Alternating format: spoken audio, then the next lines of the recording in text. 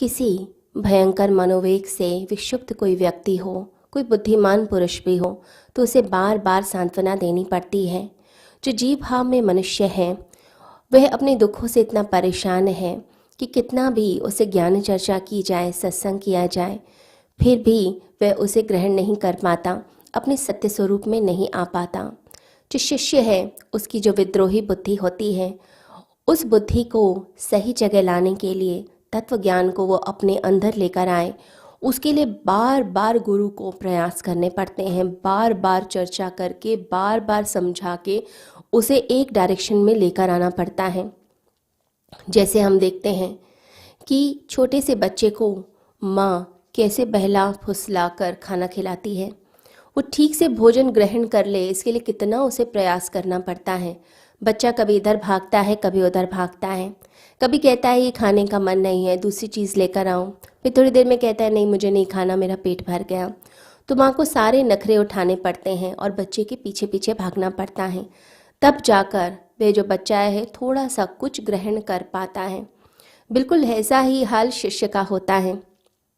गुरु बार बार चीज़ को समझाते हैं, तत्व ज्ञान की चर्चा करते हैं, अपने सत्संगों में ज्ञान को बांटते हैं, लोगों को समझाते हैं, लेकिन उसके बाद भी वह जो ज्ञान है वो शिष्य के भीतर पूरी तरह उतर नहीं पाता।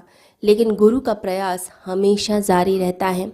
तो भगवान श्री कृष्ण गीता के 14 चैप्टर की शुरुआत में ही ये बात बोल रहे हैं कि मैं तुझसे पुनः उस ज्ञान की चर्चा करूँगा, तुझे दोबारा उस चीज़ को समझाने का प्रयास करूँगा। तो भगवान अर्जुन को हर तरह से चाहते हैं कि उसके अंदर के अभिमान को मिटा दिया जाए। अर्जुन की जो मनोस्थिति है वो है कि वह संदेह में है, वो सेल्फ डाउट में आ गया है, कन्फ्यूजन में आ गया है, उसे कुछ भी समझ नहीं आ रहा है। उसे लगता है कि मुझे क्या करना चाहिए, मेरा कर्तव्य क्या है।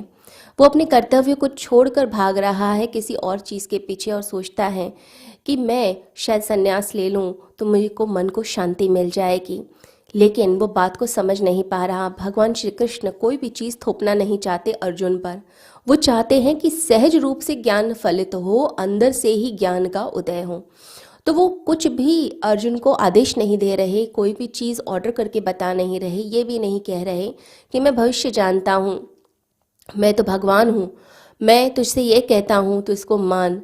परंतु ऐसा नहीं है। भगवान श्री कृष्ण जैसे एक मनोचिकित्सक होता है, एक साइकोलॉजिस्ट होता है, एक साइकेट्रिस्ट होता है, वो चाहता है कि बात व्यक्ति को समझ आए। व्यक्ति के मन में बीमारी है, बार बार उसे समझाया जाता है, बार बार व्यक्ति उस लक्ष्य को पकड़ने की तरफ जब चलता है, बार बार फिसल कर नीचे गिर जाता है, लेकिन फिर भी प्रयास रहता है।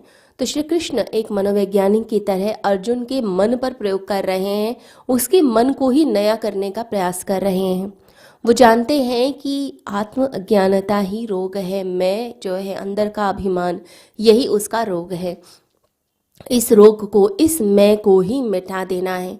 जब तक ये मैं नहीं मिटेगी तब तक उसके अंदर की ये परेशानियां खत्म नहीं होंगी। तो जब व्यक्ति की मैं मिटने लगती है तभी वह वर्तमान क्षण में जीने लगता है और तभी उसके कर्तापन का भाव भी समाप्त हो जाता है।